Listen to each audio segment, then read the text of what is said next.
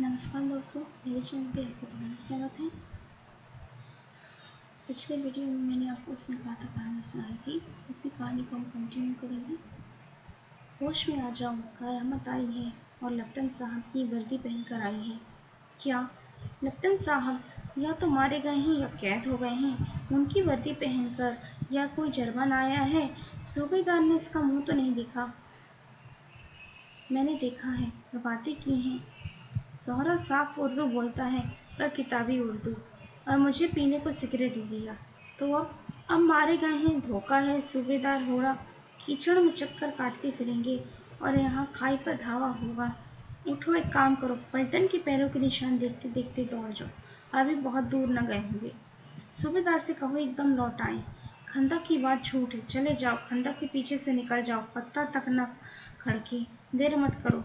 हुक्म तो यह है कि नहीं, यही ऐसी तैसी हुक्म की। मेरा हुक्म जानना जमादार लहना सिंह, जो इस वक्त यहाँ सबसे बड़ा अफसर है, उसका हुक्म है।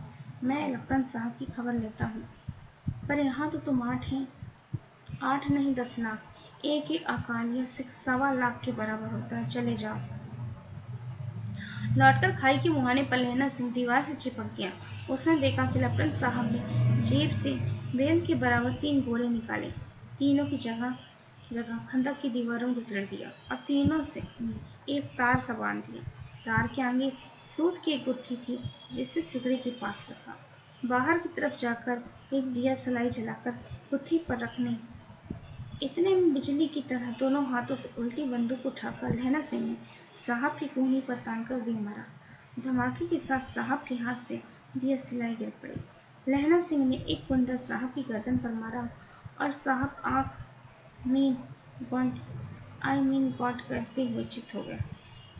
लहना सिंह ने तीनों गोले बीनकर खंदक के बाहर फेंकी और साहब को घसीटकर सिगड़ी के पास लेटाया। जेबों की तलाशी ली, 3-4 लिफाफे और एक डायरी निकालकर उन्होंने अपनी जेब के हवाले की। साहब की मूर्छा हटी। लहना सिंह हंसकर बोला, क्यों लप्टन साहब, मिजाज कैसा है? आज मैंने बहुत बातें सीखी। यह सीखा कि सिर्फ सिगरेट पीते हैं, यह सीखा कि जगाधारी की जेल में नीलगाय होती हैं और उनके 2 फुट 4 इंच के सींग होते हैं। यह सीखा कि मुसलमान खान साहब मूर्तियों पर जल चढ़ाते हैं और लप्टन साहब खोते पर चढ़ते हैं। पर यह तो कहो, ऐसी साफ उर्दू कहाँ से सिखाए? हमारे लप्टन साहब तो बिना डेम के 5 लफ्ज भी नहीं बोला करते थे। लहना ने पतलून की जेबों की तलाशी नहीं ली थी। साहब ने मानो जाड़े से बचने के लिए दोनों हाथ जेबों में डाले। लहना सिंह कहता गया, चालाक तो बड़े हो, पर माझी का लहना इतने बरस लप्टन साहब के साथ रहा है, उसे चकमा देने के लिए 4 आंखें चाहिए। 3 महीने हुए, एक तुर्की मौलवी मेरे गांव आया था। औरतों को बच्चे होने की ताबीज बांटता था और बच्चों को दवाई देता था।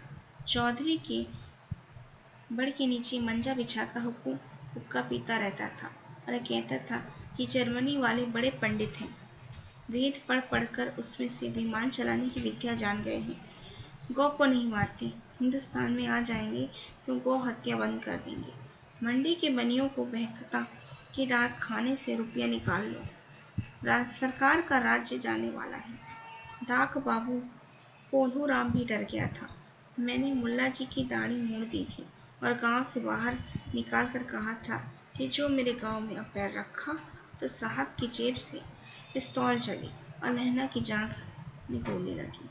इधर लहना की हेनरी मार्टिन के 2 फायरों ने साहब की कपाल क्रिया कर दी। धड़ाका सुनकर सब दौड़ आए। बोधा चिल्लाया, क्या है? लहना सिंह ने उसे यह कहकर सुला दिया कि एक हड़का हुआ कुत्ता आया था, मार दिया और औरों से सब हाल कह दिया। सब बंदूकें लेकर तैयार हो गए। लहना ने साफा फाड़कर घाव के दोनों तरफ पट्टियां कसकर बांधी। घाव मांस में ही था। पट्टियों के कसने से लहू निकलना बंद हो गया। इतने में 70 जर्मन चिल्लाकर खाई में घुस पड़े।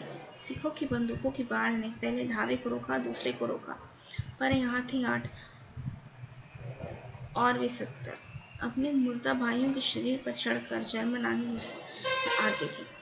थोड़े से मिनटों में भी अचानक आवाज आई, वाह गुरु जी की फतेह, वाह गुरु जी का खालसा, और धड़ाधक बंदूकों के फायर जर्मनों की पीठ पर पड़ने लगे। ऐन मौके पर जर्मन 2 चक्की के पार्टों के बीच में आ गए। पीछे से सूबेदार हजारा सिंह के जवान आग बरसाते थे और सामने लहना सिंह के साथियों की संगीन चल रही थी। पास आने पर पीछे वालों ने भी संगीन पिरोना शुरू कर दिया। धन्यवाद दोस्तों। इसकी आगे की स्टोरी टेलिंग मैं आपको नेक्स्ट वीडियो में सुनाऊंगी। मेरे चैनल को लाइक, सब्सक्राइब और शेयर जरूर करें। धन्यवाद।